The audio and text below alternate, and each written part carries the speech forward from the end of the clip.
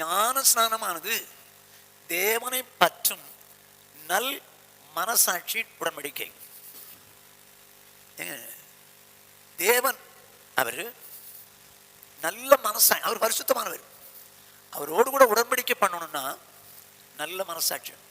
பாவத்தை வச்சுக்கிட்டு துர்மனசாட்சியை வச்சுக்கிட்டு ஞானஸ்தானம் எடுக்க முடியாது.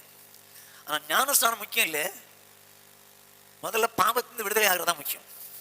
அது நல்ல மனசாட்சி வர்றதா முக்கியம். நல்ல மனசாட்சி வந்த பிறகு ஞானஸ்தானம் எடுத்துடும். இது உடன்படிக்கை. யாரோட உடன்படிக்கை பண்ணியிருக்கிறோம் ஞானஸ்தானத்தில்? தேவனோடு கூட உடன்படிக்கை பண்ணிருக்கோம். நல்ல கவனமாக கேட்டுங்க. தேவனோடு கூட உடன்படிக்கை பண்ணிருக்கோம். இப்போ என் மனைவி எங்கோ வாழ்ந்தாள், நான் எங்கோ வாழ்ந்தேன். திருமணத்தில் உடன்படிக்கை பண்ணிவிட்டோம். அவங்க ஊரில் அவங்க எப்படி இருந்தாங்க, அவங்க அப்பா அம்மாவுக்கு எப்படி பேசி கீழ்ப்படிஞ்சாங்க நமக்கு தெரியாது. ஆனால் என்கிட்ட உடன்படிக்கை பண்ணின பிறகு என் மனைவி எப்படி இருக்கணும்? என்னோடு எசைஞ்சு போகணுமா இல்லையா? நான் என்ன சொல்றேன்னா எசைஞ்சு போகணுமா இல்லையா? எசைஞ்சு போகணும். இப்படியே நானும் நீங்களும் தேவனோடு கூட உடன்படிக்கை பண்ணியிருக்கிறோம். நான் ரொம்ப சந்தோஷப்படுவாங்க, ரொம்ப சந்தோஷப்படுவேன். வாலிப பிராயத்தில் நான் தற்கொலை பண்ண போகிற நேரத்தில் இயேசு என்னை ரட்சித்தார். அதோட நின்றுக்கலாங்க. ஆனால் ஏன் கூட அவர் உடன்படிக்கை பண்ணார் பாருங்க. என்ன போய் அவர் கூட உடன்படிக்கை பண்ண வச்சாரு. அவர் தேவன், நான் அவரால் சிருஷ்டிக்கப்பட்டவன், துரோகம் பண்ணவன்.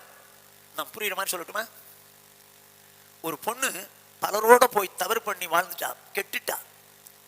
இப்போ மனம் திரும்பிட்டா. அவளை பொண்ணு பக்கம் வர்றாங்க, யாரோ சொல்லிட்டாங்க அந்த மாதிரி பொண்ணுன்னு.